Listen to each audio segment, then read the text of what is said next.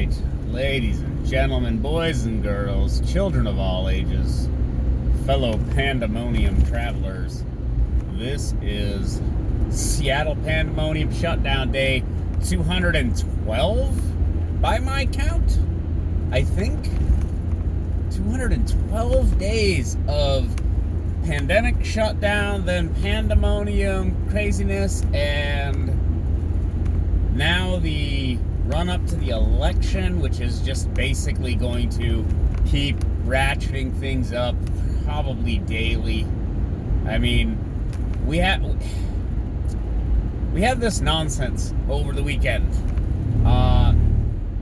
I guess it was Friday, maybe. Was it Friday? My last video, I think I covered it. Trump tested positive for the COVID. Him and Melania.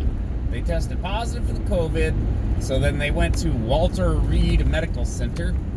I don't really know what that means. Is that a military hospital? Is that the Washington D.C. main hospital? They took Marine One there, the helicopter there. They flew on the helicopter to get there, so I don't know if that's far away or close or whatever.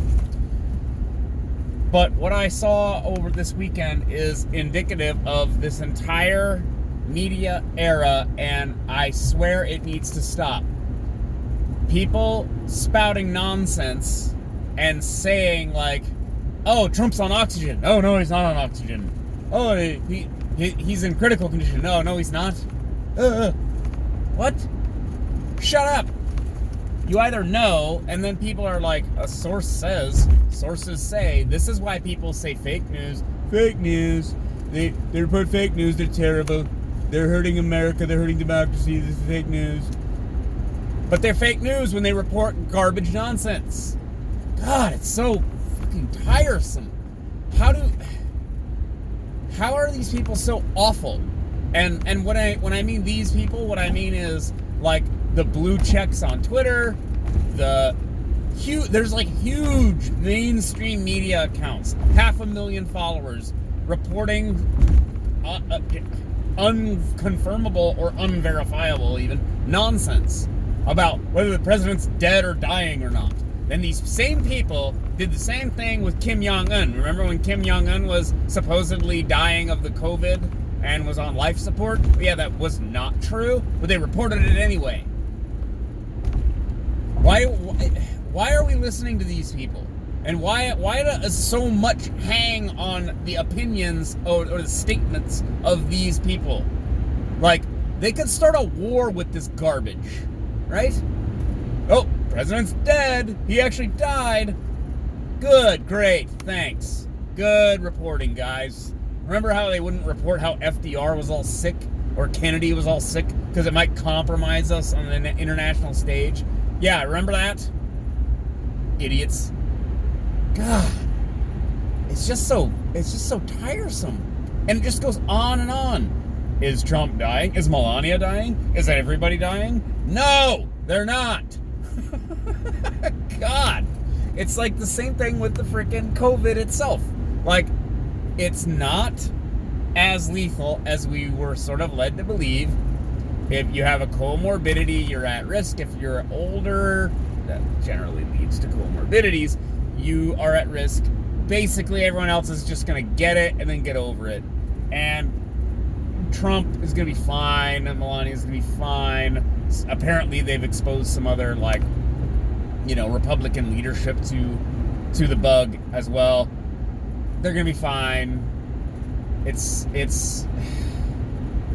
is just so freaking, it just goes on. And part of this hype and this fear-mongering and this, chaos is partially because of the election.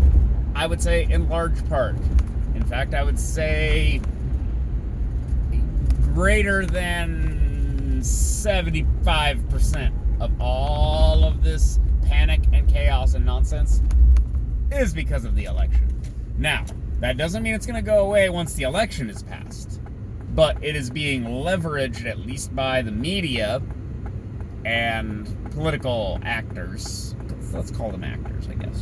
Activists. Let's call them actors. In order to hype up the importance of the election. If you re-elect Trump, this will continue and there will be more... Are you equipped this whole time? There will be more dead people because Trump doesn't know how to manage this issue, which is actually a FEMA state, county, and city issue that's being managed because federalism. But they want you to associate the two. And I've seen people say, like, you know, the 200,000 deaths is all Trump's fault. And you're like, it's not really, though. It's really not. He might not have helped too much. Like, he could have, by being all I was going to say gung-ho. Is that the word I was going for, though? Gung-ho. A cavalier, let's say. I think somebody said cavalier.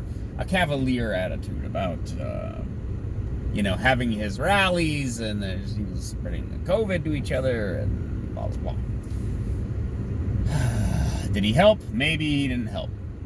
But it's not his fault if at a local level we, and I mean we, like, if you live in Seattle or the area and you're listening to this, oh, Jesus. Come on.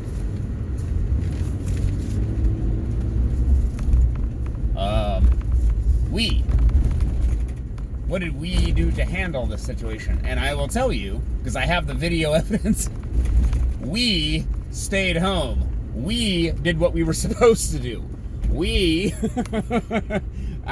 I'll go pull the video, okay? Empty streets, empty freeways. It was freaking Omega Man out here, okay? It was abandoned. I was frightened by how little was going on out here in the streets. Okay? If there was a bug and we were supposed to do a thing to keep ourselves safe from the bug, we did what we were asked to do or what we were told to do. So if we have a problem with COVID in Washington, it's not Trump's fault, and if anything, there's a spike and a continuation of the crisis because everybody went out and rioted in the goddamn streets. So you want to put that shit on Trump, you fucking idiots?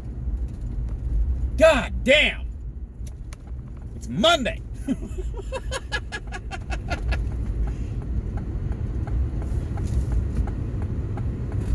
Fucking idiots. Look, like, okay, is that Trump's fault that we have cases here? No, it is not. No, it is not. It's our fault. Because why? Because people went out and rioted in the streets and looted and basically moshed in the streets all over each other. And yeah, some of them were wearing masks. Yeah, good work. Yeah, that excuses packing into the streets like a freaking mosh pit. Idiots.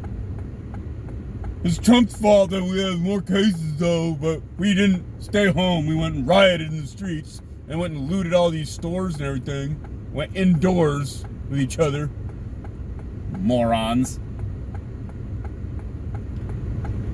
And then we're expected to just accept that, oh yeah, that's Trump's fault because, I don't know, because morons on the internet told me it's Trump's fault, or what, the mainstream media told me it's Trump's fault? Get fucked.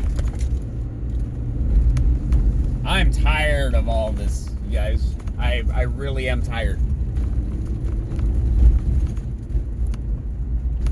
So Trump's going to be fine. They're going to give him the hydroxychloroquine, the vitamin D shot in the ass. They're going to give him nanobot therapy. They're going to give him whatever. They're going to give him stem cells and all kinds of shit to get him pumped back up, get him working again.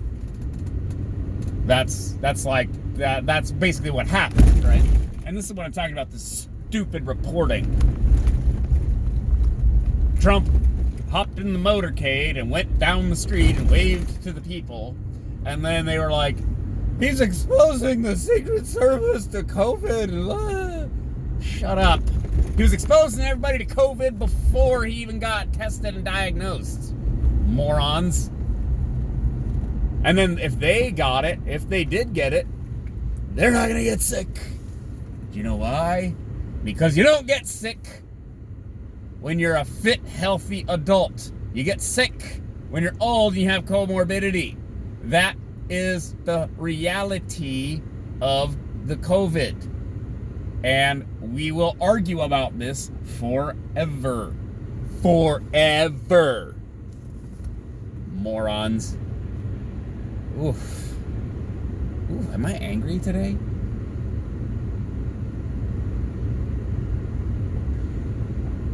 Maybe I'm just angry. I don't know. But this is also tiresome, isn't it, though? I mean, what are we supposed to do with all this nonsense?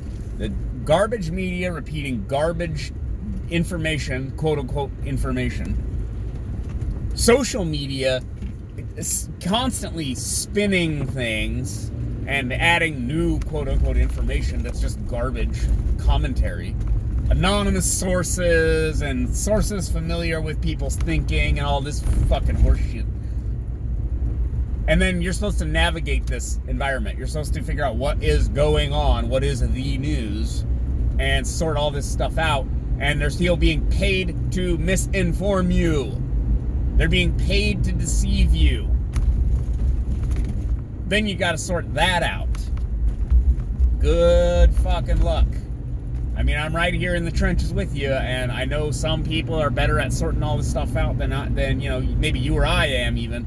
And then that's who I kind of follow and listen to, is the people who are able to sort all this garbage out. And it's frustrating.